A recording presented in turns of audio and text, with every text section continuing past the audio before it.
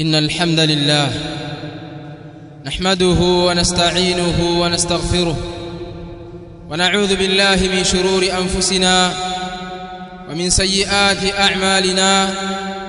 من يهده الله فلا مضل له ومن يضلل فلا هادي له، وأشهد أن لا إله إلا الله وحده لا شريك له، وأشهد أن محمدًا عبده ورسوله. يا أيها الذين آمنوا اتقوا الله حق تقاته ولا تموتن إلا وأنتم مسلمون. يا أيها الناس اتقوا ربكم الذي خلقكم من نفس واحدة وخلق منها زوجها وبث منهما رجالا كثيرا ونساء، واتقوا الله الذي تساءلون به والأرحام إن الله كان عليكم رقيبا. يا أيها الذين آمنوا اتقوا الله وقولوا قولا سديدا يصلح لكم أعمالكم ويغفر لكم ذنوبكم، ومن يطع الله ورسوله فقد فاز فوزا عظيما. أما بعد، فإن أصدق الحديث كتاب الله، وخير الهدي هدي محمد صلى الله عليه وسلم، وشر الأمور محدثاتها، فإن كل محدثة بدعة، وكل بدعة ضلالة، وكل ضلالة في النار. يقول الله جل وعلا في كتابه الكريم: أم كنتم شهداء إذ حضر يعقوب الموت إذ قال لبنيه ما تعبدون من بعدي قالوا نعبد إلهك وإله آبائك إبراهيم وإسماعيل وإسحاق إلها واحدا ونحن له مسلمون. وقال النبي صلى الله عليه وسلم لابن عباس رضي الله عنهما: وإذا سألت فاسأل الله، وإذا استعنت فاستعن بالله، واعلم أن الأمة لو اجتمعت على أن ينفعوك بشيء لم ينفعوك إلا بشيء قد كتبه الله لك، ولو اجتمعوا على أن يضروك بشيء لم يضروك إلا بشيء قد كتبه الله عليك. رفعت الأقلام وجفت الصحف. أيها الناس عباد الله، بعدكم حمد الله جل وعلا، لكم تكيا صلاة سلام mtume Muhammad sallallahu alayhi wasallam, na kuhusieni na kuhusia nafsi yangu katika suala la kumcha Allah jalla wa ala. Hakika taqwa Allah wasiyatullah lilawwalin walakhirin. Yaqulu Allah jalla wa ala: walaqad wasayna alladhina utul kitaba min qablikum wa iyyakum an ittaqullah. Ndugu zangu waislamu, katika khutba iliyopita tulizungumzia ubaya wa shirki, kumshirikisha Allah jalla wa ala, dhambi kubwa aliyowasiwa kwalo Allah jalla wa ala, na dhambi ambalo mtu akifa hali ya kuwa ni mushrik makazi yake ni motoni na hatotoka humo katika moto milele. Kwa hiyo dhambi hili ni dhambi kubwa na ni jambo ambalo inabidi tuhimize sana watu katika kujiepusha nalo, na watu kushikamana tauhid, kumpwekesha Allah jalla wa ala. Tulieleza katika hutuba iliyopita kwamba Mtume sallallahu alaihi wasallam alipotumwa akaja kwa watu ambao walikuwa wanatofautiana katika ibada zao, hawakuwafikiana kuabudu kitu kimoja, bali wao walikuwa ni mutafarriqun fi ibadatihim, wenye kufarikiana katika ibada zao. Kuna waliokuwa wakiabudu malaika ambao tufahamu kwamba ni viumbe bora hawa, bali wao hawamwasi Allah jalla wa ala amri yake yoyote, wayafaluna ma yu'marun. Mtume sallallahu alaihi wasallam, kuna baadhi ya watu waliwakuta wakiwaabudu viumbe hawa malaika, na wengine wakiwaabudu manabii, na kuona kwamba wao ndio wanaweza kuwaokoa katika matatizo na kuwaondoshea majanga mbalimbali na mabalaa na kuwaletea manufaa. Na tufahamu nafasi za manabii wa Allah jalla wa ala, na wengine wakiabudu watu wema waliotanguliza wema kwa Allah na ukweli kwa Allah subhanahu wa ta'ala, lakini wengine wakiabudu mawe, miti, kadhalika wengine wakiabudu masanamu. Lakini Mtume sallallahu alaihi wasallam alipokuja akatumwa na ujumbe wa kwamba wao waseme la ilaha illa Allah, hakuna mola anayeabudiwa kwa haki isipokuwa Allah peke yake, na yeye hashirikishwi, hataki kushirikishwa na kitu chochote katika ibada zake. Allah subhanahu wa ta'ala aliwapiga vita wote watu hawa, hakubagua kwamba kwa sababu huyu anaabudu malaika na maombi yake anayapeleka kwa malaika na kupeleka uokovu na kutaka uokovu kwa malaika, au yuko sababu anamwabudu nabii na huyu anayabudu sanamu, kwamba ni watu wawili tofauti, bali aliwazingatia kwamba wote ni washirikina na alipambana nao Mtume sallallahu alaihi wasallam.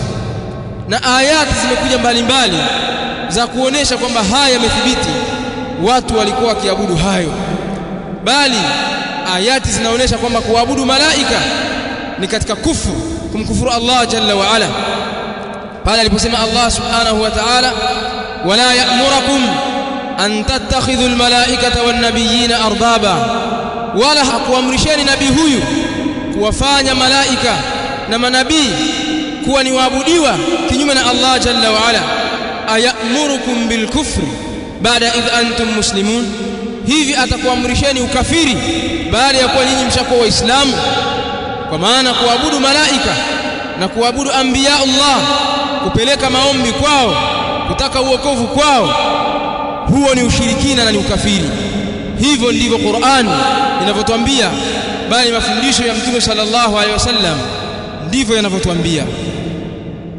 Kwa ndugu zangu waislamu, tukaeleza ubaya wa shirki, kwamba shirki ni dhambi kubwa, bali ni dhambi baya ambalo linampelekea sahibu wake kuporomoka katika moto wa Allah subhanahu wa ta'ala na kuporomosha amali zote alizozifanya. Hata kama atafanya amali mfano wa majabali, muda wa kuwa ni mushrik, anamuomba Allah pamoja na mwingine asiyekuwa Allah, basi afahamu mtu huyo kwamba habitat a'malu, yameporomoka bure matendo yake. Ayuha nasu ibadallah, namna ya ihtimamu ya jambo la tauhid, kumpwekesha Allah na watu kuepukana na shirki. Allah anaelezea baadhi ya anbiya Allah ambao wako katika sakaratul maut, pamoja na hayo wanawakusanya watoto wao na kizazi chao kwa ajili ya kuthibitisha juu ya tauhid na wasiwasi waliokuwa nao kwamba huenda nikaondoka mimi watoto wangu wakateleza baada yangu. Nabiullah Yaqub alayhi salatu wassalam, Allah jalla wa ala anasema kumwelezea, am kuntum shuhada, hamkuwepo nyinyi, kwa maana hamkuwa mashahidi nyinyi, idh hadara Yaqub almaut, pale ulipomfikia Yaqubu mauti, idh qala libani, kumbuka aliposema kuambia wanaye, ma ta'buduna min ba'di, ni kitu gani mtachokiabudu baada yangu mimi? Lakini kwa sababu watoto walikuwa katika misingi ya tauhid na wakifahamu ubaya wa shirki kutokana na malezi aliyowalea baba yao Nabiullah Yaqub, alu na'budu ilahak, wakasema tutamwabudu mola wako, wa ilaha abaik, na muabudiwa baba zako Ibrahim wa Ismaila wa Ishaq, ambaye ni Ibrahim na Ismaila na Ishaq, ilaha wahida, muabudiwa mmoja, wa nahnu lahu muslimun, na sisi kwake ni wenye kujisalimisha. Angalia namna walivyokuwa mustaqir katika jambo la tauhid, kumpwekesha Allah jalla wa ala, wakamjibu baba yao maneno haya. Na sisi tuna umuhimu wa kuwafundisha watoto wetu tauhid, kadhalika kuwalingania watu tauhid, na kadhalika kuwaonya watu kutokana na shirki, kwa sababu ndio ilikuwa kazi ya manabii. Bali Mtume sallallahu alaihi wasallam alikaa katika amali ya kulingania tauhid miaka 10 akilingania jambo hili, u'budullah, muabuduni Allah, ma lakum min ilahin ghayru, hamna nyinyi muabudiwa mwingine anayeabudiwa kwa haki asiyekuwa Allah subhanahu wa ta'ala. Ayuha nasu ibadallah, hadithi ya Ibn Abbas radhiyallahu anhuma, Mtume sallallahu alaihi wasallam akimpa wasia kulazimiana na jambo la tauhid, kadhalika kuepukana na shirki, anamwambia idha sa'alta fas'alillah, utakapoomba muombe Allah, kwa sababu Allah ndiye mmiliki wa vilivyomo mbinguni na ardhini. Hakuna yeyote anayemiliki vitu hivi isipokuwa Allah jalla wa ala, bali hao mnaoabudu wako chini ya milki ya Allah subhanahu wa ta'ala. Wa idha sta'anta fasta'in billah, na utakapotaka msaada mtake msaada Allah. Wa'lam, najua ewe Ibn Abbas akitufahamisha umma kwa ujumla anna al-umma kwamba lau kama watu wote lau ijtama'at ala an yanfa'uka bi shay'in lau kama wangekusanyika kwa ajili ya kunufaisha kwa kitu chochote lam yanfa'uka hawawezi kukunufaisha wewe illa bi shay'in qad katabahu Allahu lak isipokuwa kwa kitu ambacho Allah shakiandika kwako kama ni khairi ambayo utaipata Allah shaiandika na shaikadiria hiyo kwamba utaipata vyovyote iwavyo. Kwa hiyo wewe usipaparike kwenda kwa waganga kutwa kumshirikisha Allah, kwenda kuabudu makaburi, kuyaomba makaburi na amwat, kwenda kwenye majabali kuomba, kwenye mapango au kwenda kwenye misitu mikubwa mikubwa ukaomba kile unachokihitajia. Muombe Allah jalla wa ala na ufahamu kwamba watu wala viumbe haviwezi kukunufaisha chochote isipokuwa kwa jambo ambalo Allah shalikadiria wewe kwamba watu hawa watakunufaisha. Wala ijtama'u ala an yadurruka bi shay, na lau kama watakusanyika watu kwa ajili ya kukudhuru kwa kitu chochote, lam yadurruka illa bi shay'in qad katabahu Allahu alayka, hawawezi kukudhuru isipokuwa kwa jambo ambalo Allah shaliandika dhidi yako. Rufi'atil aqlam, kalamu zishanyanyuliwa, wajaffatis suhuf, kadhalika sahifa zishakauka, wino ushakauka. Allah shapitisha makadirio yako kwamba wewe utaishi hivi mpaka mwisho wa maisha yako. Kwa hiyo usipaparika kuachana na tauhid ukashikamana na shirki. Muogope Allah jalla wa ala, baki katika njia sawa aliyoamrisha Allah jalla wa ala, nani kumpekesha yeye peke yake, kumwabudu peke yake pasi na kumshirikisha. Kadhalika epukana na makatazo ya Allah jalla wa ala, ambalo kubwa katika makatazo ya Allah jalla wa ala ni ashirku billah. aqulu ma tasma'una billah. Alhamdulillahi rabbil alamin wal 'aqibatu lil muttaqin wala 'udwana illa 'ala adh-dhalimin was-salatu was-salamu 'ala ashrafil anbiya'i wa imamil mursalin nabiyyina Muhammad wa 'ala alihi wa sahbihi ajma'in والتابعين لهم بإحسان إلى يوم الدين وسلم تسليما كثيرا. أما بعد، أيها الناس عباد الله، ndugu zangu waislamu, dhambi la shirki ni dhambi ambalo linatakiwa likemewe sana. Lau kama watu wangemwahid Allah subhanahu wa ta'ala, wakabaki katika tauhid, katika maumbile aliyoumba nayo Allah jalla wa ala, basi waislamu wangepata izza na utukufu ulioahidiwa katika Qur'an na Sunna. Lakini muda wakuwa ni mushrikun, wanadai Uislamu, pamoja na hayo wanamshirikisha Allah, basi wafahamu kwamba watu hawawezi kupata izza abadan, wala hawawezi kufaulu mbele za Allah, bali wakifa katika hali walizokuwa nazo za ushirikina, hata kama wataudai huo Uislamu, mtu akajitapa kwamba mimi ni Muislamu, baba yangu ni Muislamu na babu yangu ni Muislamu, muda wakuwa wewe unayaomba makaburi, unaomba misitu, unaenda kwa waganga kutwa, matatizo yako ni kwa waganga wa kienyeji wakakutatulia matatizo yako kwa sababu ya kukosa dini na miongozo yake, basi ufahamu kwamba wewe katika hali mbaya mbele za Allah subhanahu wa ta'ala, kwa sababu inna Allah la yaghfiru an yushraka bih, hakika Allah hasamehi kushirikishwa yeye, wa yaghfiru ma duna dhalika liman yasha, na anasamehe yaliyo chini ya dhambi la shirki kwa yule amtakaye. Ndugu zangu waislamu, washirikina wa zama zetu shirki yao ni nzito zaidi, bali ni kudumu kuliko hata ushirikina wa Abu Jahl na Abu Lahab na wengineo katika kufar, ijapokuwa watadai huo Uislamu. Na hili ni jambo ambalo linatakiwa tanabah. Watu wanaodai Uislamu wakaswali, wakafunga, wakaenda haji, muda wa kuwa wana mambo haya ya ushirikina, wafahamu kwamba hawatofaulu mbele za Allah jalla wa ala, kwa sababu washirikina wa zamani wao walikuwa wakimshirikisha Allah wakati wa starehe zao, wanamsahau Allah subhanahu wa ta'ala. Lakini wanapopata na matatizo wanajua kwamba hakuna mwenye kuwaokoa isipokuwa Allah tabaraka wa ta'ala. Ama washirikina wa zama zetu, shiriki yao ni yenye kudumu daima, wakati wa raha na wakati wa shida, bali wakati wa shida wanamshirikisha zaidi kuliko wakati wa raha. Wanapokuwa katika matatizo, pengine mtu aumwa kweli kweli, atawabadilisha waganga wa kienyeji.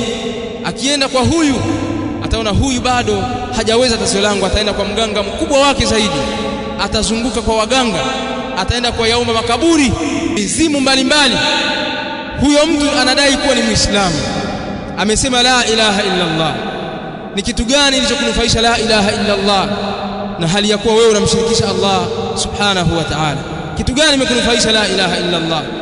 Akina Abu Jahal waliposikia kwamba u'budu Allah ma lakum min ilahin ghayru, wao kwa sababu walikuwa na akili nyingi na wakijua kwamba tukisema maneno haya tumejizuia na hawa waungu wetu tunaoabudu, wakasema aja'ala al-alihata ilaha wahida inna hadha la shay'un ujab.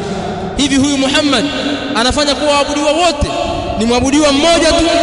Hakika hili ni jambo la ajabu. Wakawa wanahimizana juu ya kubaki katika miungu yao, wasiitelekeze, kwa sababu walifahamu maana ya la ilaha illa Allah. Lakini kuna baadhi ya waislamu wa leo hata hiyo maana ya la ilaha illa Allah hawajui. Wanapoambia la ilaha illa Allah wanaitamka kwa ulimi, lakini hawajui maana ya la ilaha illa Allah.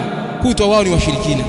Utawaona wanapopata matatizo wanaanza kunadi waungu wao na waabudiwa wao na wale waliwatukuza katika wao kuchupa mipaka, wakawapa sifa za Allah subhanahu wa ta'ala. Utawasikia wakisema ya Husain, ya Badawi, ya fulan wa ya fulan, wanataja amwat, ya Abdul Qadir wa ya kadha wa ya fulan. Wanawaita watu wa kuwaokoa baada ya kumuita Allah subhanahu wa ta'ala awaokoe na matatizo yao na waondoshee matatizo yaliyowasibu wao. Kutwa ni kwa waganga. Hizi hali ngumu tulizokuwa nazo na matatizo tuliyokuwa nayo hayawezi kuondoka muda wa kuwa tunamshirikisha Allah subhanahu wa ta'ala. Kwa hiyo inatakiwa watu wabaki katika usawa. Na miongoni mwa manabii ambao walipambana na washirikina kwa kiasi kikubwa kwa hujja na barahin ni Nabiiullah Ibrahim alayhi salam, bali walifikia washirikina kumtisha na kumwambia kwamba sisi tutakuondosha katika ardhi.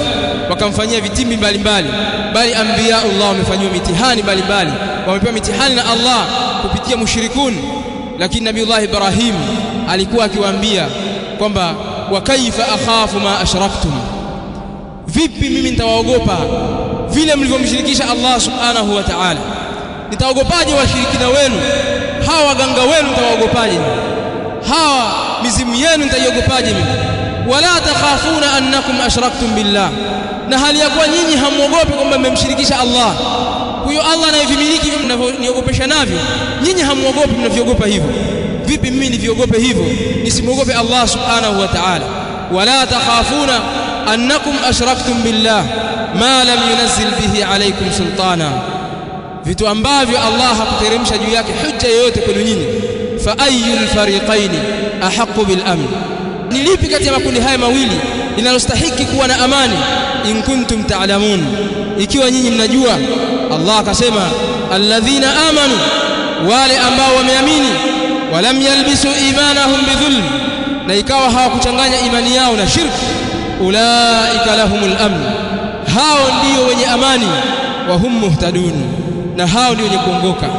Kwa hiyo ukitaka kufaulu muamini Allah subhanahu wa ta'ala, na wasikutishe washirikina wakaanza kukutisha kwamba wewe hujayapata hayo kwa sababu kadha.